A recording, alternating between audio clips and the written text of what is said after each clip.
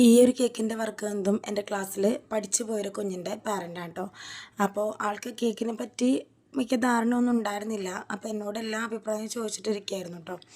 അപ്പോൾ അങ്ങനെ രണ്ട് കുട്ടികളുടെയും ബർത്ത്ഡേ ആണ്, ചേട്ടൻ്റെയും അനിയൻ്റെയും ബർത്ത്ഡേ ആണെന്ന് പറഞ്ഞപ്പോൾ ട്യൂട്ടോറിയൽ ചെയ്യണം എന്നാണ് പറഞ്ഞിട്ടുണ്ടായിരുന്നത്. ഡിസൈനും കാര്യങ്ങളൊക്കെ എൻ്റെ ഇഷ്ടത്തിനാണ് കേട്ടോ വിട്ടു തന്നത്. അപ്പോൾ ഞാൻ എൻ്റെ ഇഷ്ടത്തിന് ചെയ്യാൻ നിർത്തി.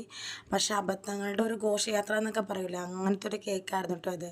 ഞാൻ ഈ കേക്ക് ചെയ്തപ്പോൾ തന്നെ എൻ്റെ വർക്ക് ഒരു ഔട്ട്ലുക്ക് വന്നിട്ട് എൻ്റെ മനസ്സിൽ നന്നായിട്ടുണ്ടായിരുന്നു. വൈറ്റ് വെച്ചിട്ട് ഫുൾ കവർ ചെയ്ത് പാലറ്റ് നൈഫും കൊണ്ടൊന്ന് വരഞ്ഞ് റെഡ് ഹാർട്ടും അതേപോലെ തന്നെ റെഡ് ബട്ടർഫ്ലൈസും വെച്ചിട്ട് കേക്കിനെ നല്ല അടിപൊളിയാക്കണം എന്ന്.